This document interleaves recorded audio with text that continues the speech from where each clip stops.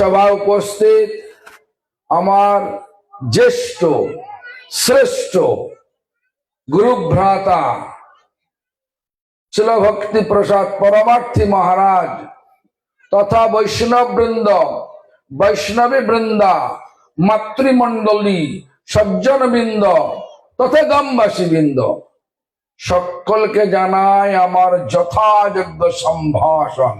সকলে আমার প্রতি প্রসন্ন হন। আজকের আলোচ্য বিষয় একটা অন্য ছিল, কিন্তু আমরা না জানার জন্য শুরু হয়ে গেছে মনুষ্য জীবনের সার্থকতা। এই বিষয় সম্বন্ধে আমরা আলোকপাত করব, এটা সবার শুরুতেই আমরা নিয়েছি, তাই এই সম্বন্ধে বলতে হবে। তো মানব জীবনের সার্থকতা, মানব, মানব, কাকে মানব? শাস্ত্রকে মানব, ভগবানকে মানব, ভগবানের ভক্তকে মানব, সমাজকে মানব, আর ভগবানের বিচারকে মানব, সাধুর বিচারকে মানব। আর যদি না মানেন কি হবে? বলছে মটা উঠে গিয়ে দ হবে, দানব অসুর। কোনটা হবেন বলুন? কোনটা হতে চান বলুন? দানব হবেন না মানব হবেন? মানব হবেন। তাহলে কি বলেছেন আগে জানতে হবে। মনু থেকে এসে মনুষ্য, আমরা সব মনু থেকে এসেছি, এজন্য আমরা বলি মনুষ্য।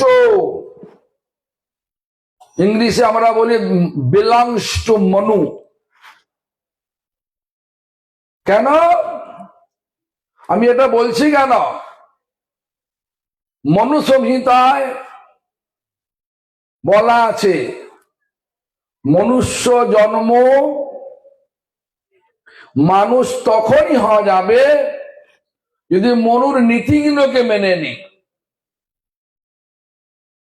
মনুর নীতির মধ্যে প্রথম নীতি হচ্ছে চুরি করো না। চুরি করেন কিনা আপনারা? করেন না? কে বলে হ্যাঁ, বলে কেউ না বলে, কি ব্যাপার? চুরি করার মহাপাপ কিনা বলুন?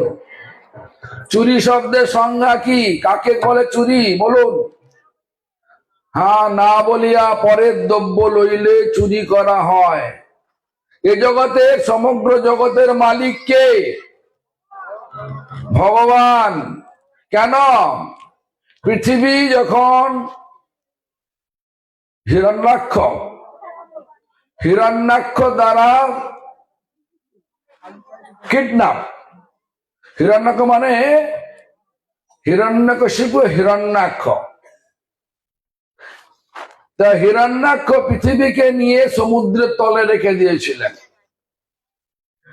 আর বরাহদেব সেই পৃথিবীকে নিয়ে আবার এখানে নিয়ে এলেন। তার মালিক কে হবে? বরাহদেব। বরাহদেব কে? বরাহদেব হচ্ছে না ভগবান বিষ্ণুর অংশাবতার। ভগবান বিষ্ণুকে ভগবান কৃষ্ণের কায়ব্য, শরীরের বিস্তার। কৃষ্ণ থেকে এসেছে বিষ্ণু, বিষ্ণু থেকে এসেছে বরাহদেব। বরাহদেব এখানে পৃথিবীকে নিয়ে এলেন। তাহলে মালিক হলো, আসলে মালিক কে? মালিক হচ্ছে ভগবান কৃষ্ণ।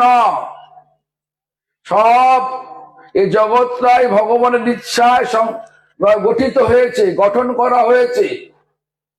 তাহলে ভগবান কৃষ্ণ যা কিছু খাচ্ছেন, মাঠে কপি বলুন, আলু বলুন, মূলা বলুন, ধান বলুন, গম বলুন, যা কিছু খাচ্ছেন আপনারা, মালিক আসলে কে? জমিটা যদি অন্য লোকের হয়, আপনি যদি চাষ করেন, সেই জমির মালিক, ফসলের মালিক কে হবে? যার জমি সে না যে চাষ করতে চায়? কোনটা? হ্যাঁ, তা জমির মালিক বা ফসলের মালিক যে চাষ করে তার হবে, তার হবে যে জমির মালিক। তো জমির মালিক ভগবান। তা ভগবান মালিক, আপনি সব যা কিছু, আপনি একটু আগে কি বললেন, না বলিয়া পরের দ্রব্য লইলে কি হয়? চুরি করা হয়। তাহলে আপনি কি যা কিছু খাচ্ছেন ভগবানকে বলে, ভগবানকে দিয়ে, ভগবানের অনুমতি নিয়ে খাচ্ছেন? বলুন, তাহলে চুরি করলেন কিনা? চুরি করা কি হয়? পুণ্য না পাপ? তা পাপ করলে কোথায় যায় গো? কোথায় যায় পাপ করলে? স্বর্গে, নরকে যায়। নরকে সুখ পায় না দুঃখ পায়? আপনারা কি চান? কি চান? সুখ চান। কদিনের সুখ? একদিন, এক সপ্তাহ, এক মাস? কদিনের সুখ চান? জন্মে জন্মের সুখ কিনা? চির সুখ কিনা? হ্যাঁ, এই যে আমি বললাম ধর্ম মানে কি বললাম? জীবাত্মার মানে জীবের, জীব হচ্ছে আত্মা। আত্মার স্বাভাবিক নিত্য যে স্বভাব, আপনারা চির সুখ চান, এটা হচ্ছে আত্মার স্বভাব, তাই তো? তাহলে ধর্মকে প্রতিষ্ঠা করতে গেলে ধর্মের যে প্রতীক ভগবান, আর ভগবান কে? না শ্রীকৃষ্ণ। কে বললেন? না ব্রহ্মা বললেন। ব্রহ্মা আমাদেরকে শিক্ষা দিলেন তার ব্রহ্ম সংহিতার দ্বারা। ঈশ্বর পরম কৃষ্ণ। পরমেশ্বর কে? না কৃষ্ণ। পরমেশ্বর মানে কি? যার সমান সমান কেউ নেই, উপরে তো নেই, ছেড়ে দেন, সব নিচে। যাই হোক, সেই পরমেশ্বর শ্রীকৃষ্ণ মালিক যদি ভগবানকে দিয়ে না কিছু খাওয়া যায়, সেটা চুরি করা হবে কিনা বলুন এবারে? হ্যাঁ, কেউ তো কথা বলে না। বলবেন তো? হ্যাঁ, দেখতে পাচ্ছে না কে কোথায় বসে আছে। যাই হোক, হ্যাঁ, নিবেদন আছে। তাহলে কি হয়? তাহলে মানব জীবনের মনু বলছেন চুরি করবে না। তাহলে আমরা চুরি করছেন কিনা বলুন তো? চুরি করতে মানে কেন করছেন চুরি? চুরি করা কি ভালো না খারাপ? তাহলে চুরি আজকে করবেন নাকি আর? ঠিক আছে, তাহলে এবার থেকে আপনারা চুরি না করে ভগবানকে দিয়ে খাবেন, তাহলে চুরি করা হবে না। তাহলে মনুর একটা নীতিকে মানা হলো কিনা? সেই জন্য আমাদের মনুর নীতিকে মানতে গেলে ভগবানকে সবসময় দিয়ে করতে হবে, নাকি? আমাদের জীবনের মাঝখানে ভগবানকে রাখতে হবে, আর যা কিছু করব ভগবানের জন্যে করব। তা মনু আবার বললেন সংযম। সংযম মানে হচ্ছে, দেখুন, যে নিয়ন্ত্রণ করা কর্তা তা শরণাগত না হলে কখনো সংযমী হয়ে যায় না। যিনি নিয়ন্ত্রণ কর্তা, নিয়ন্ত্রণ করছে কে? সারা জগৎকে নিয়ন্ত্রণ করছে কি? ভগবান তো। বলুন না ভগবান কিনা? ভগবান কে বললাম? বলুন, জোরে বলুন। শ্রীকৃষ্ণ ভগবান। তার চরণে শরণাগত হতে বললেন। দেখুন, মহারাজ বলেছেন 18 অধ্যায়ে ভগবান গিয়ে বলছেন সর্বধর্মান পরিত্যাজ্যং মাম একং, একমাত্র আমারটাই শরণাগত হও।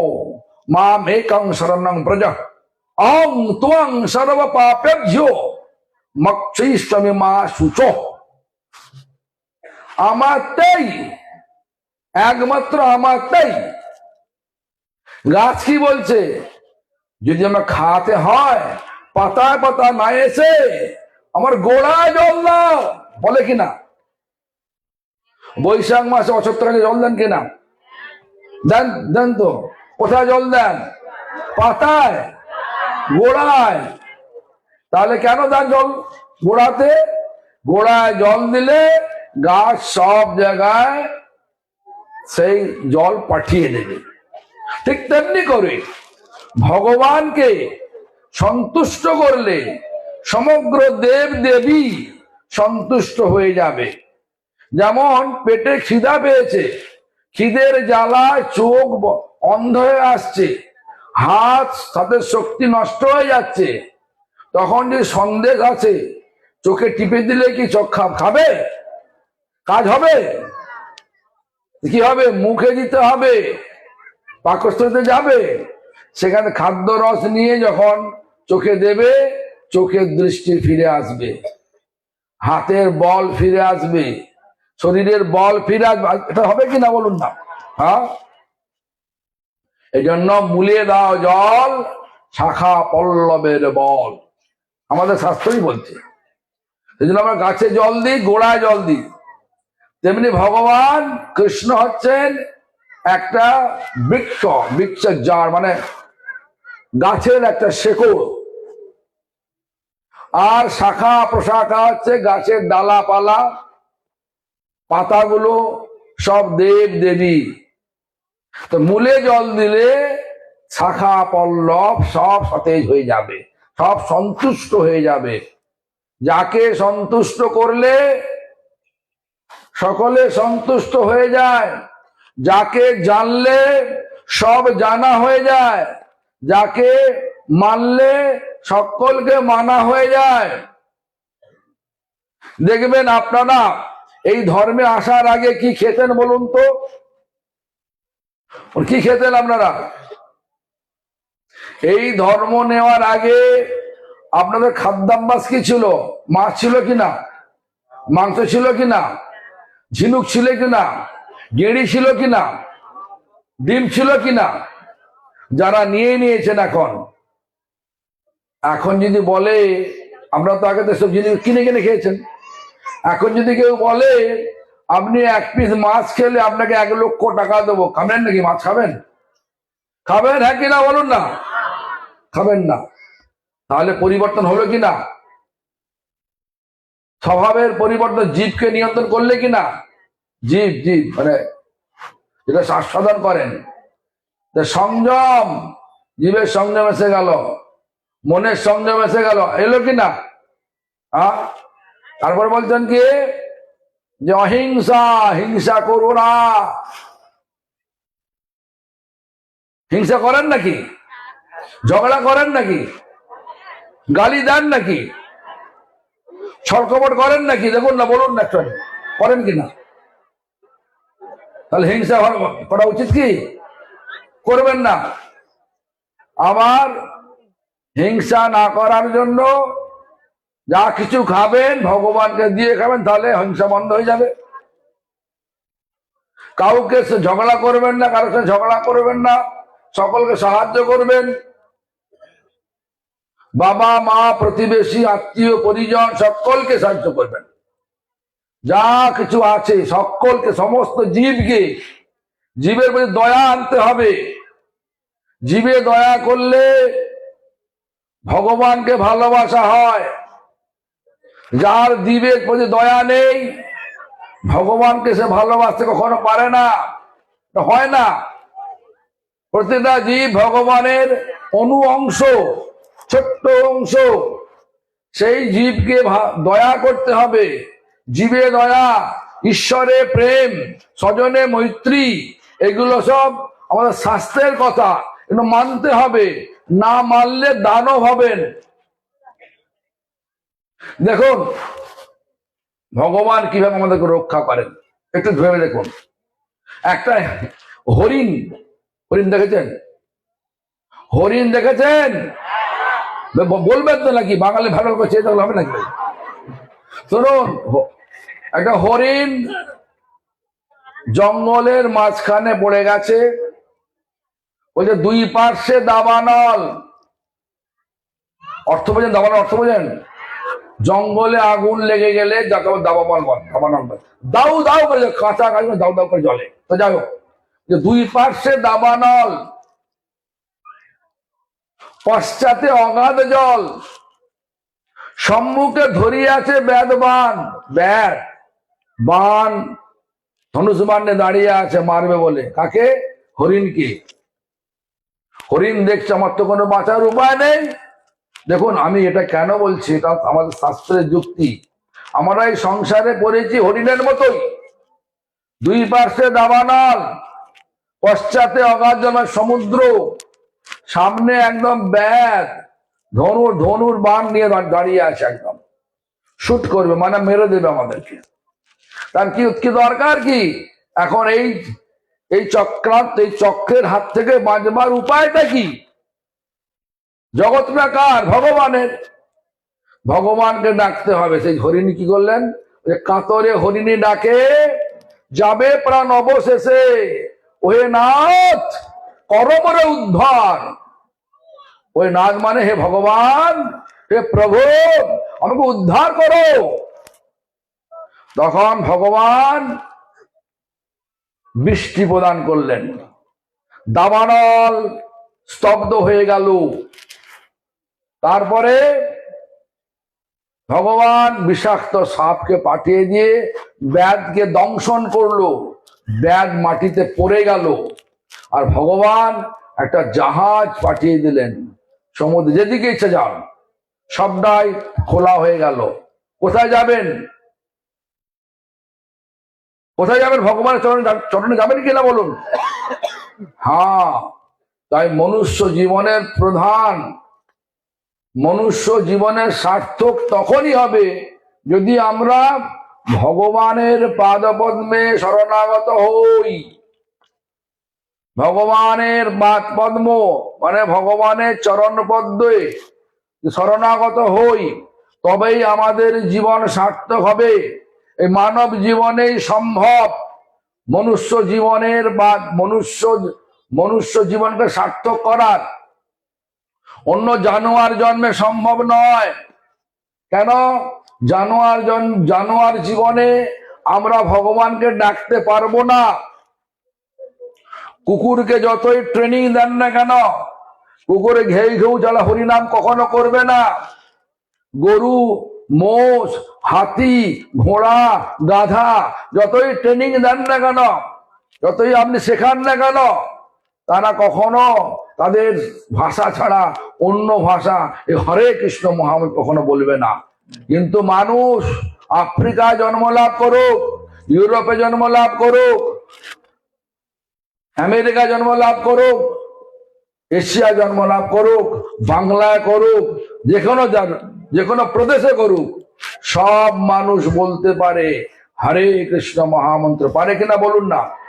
মানুষ মাত্রই বলতে পারে, মানুষ মাত্রই বাজারে যেতে পারে, মানুষ মাত্রই ভগবানের জন্য রান্না করতে পারে, মানুষ মাত্রই ভগবানকে ভোগ লাগাতে পারে, ভগবানের মন্ত্র করতে পারে কিনা বলুন না?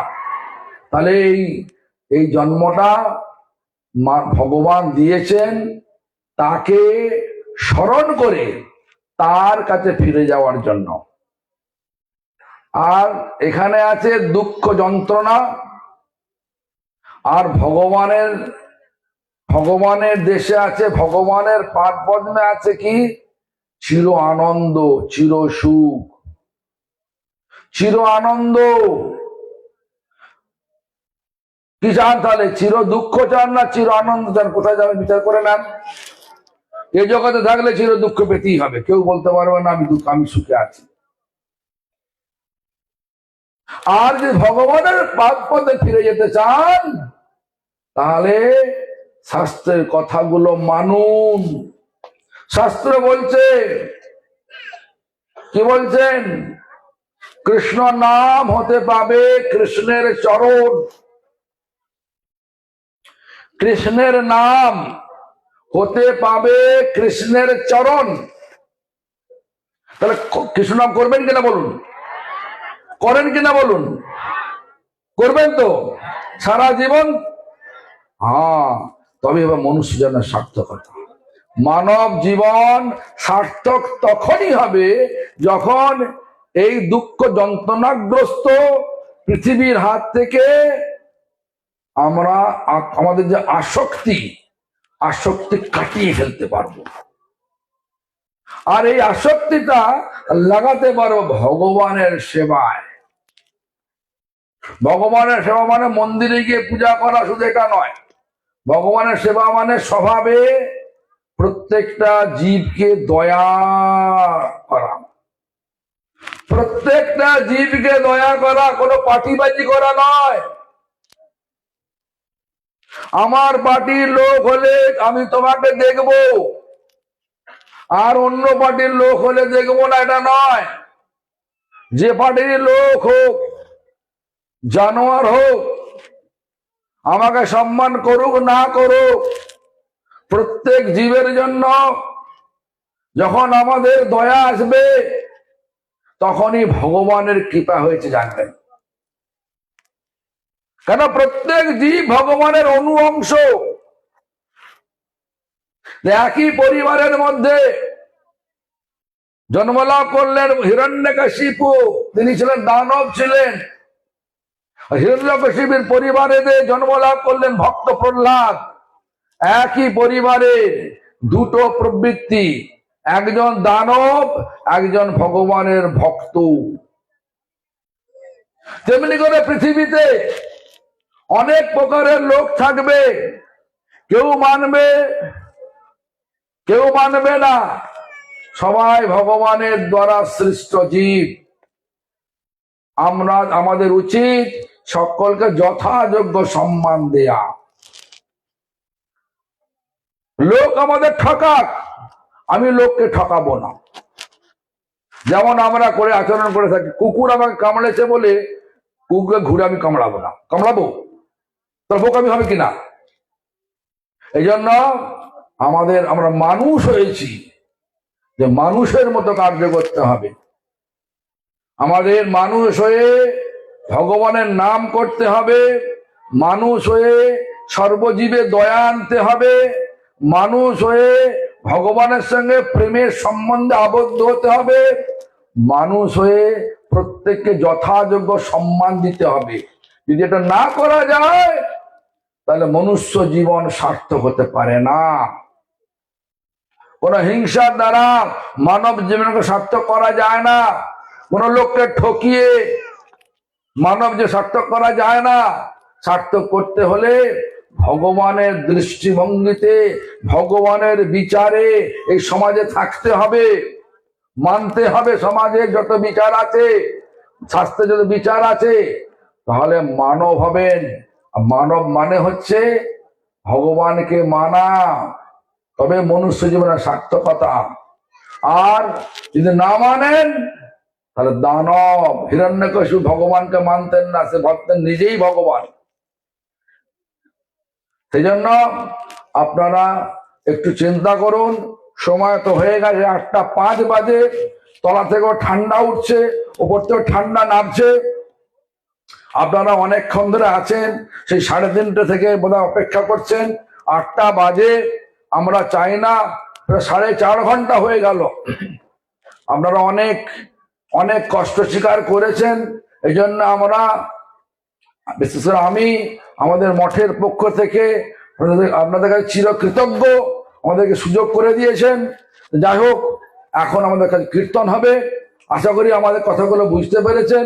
মনুষ্য জীবনের সার্থকতার কথা। আপনারা হরিনাম করুন, অপরকে করান, নিজের জীবন সার্থক করুন, অপরের জীবন সার্থক করান। এই ভগবানের কাছে, আপনাদের কাছে মিনতি জানিয়ে আমি কথা বিশ্রাম এখানেই দিলাম। হরে কৃষ্ণ।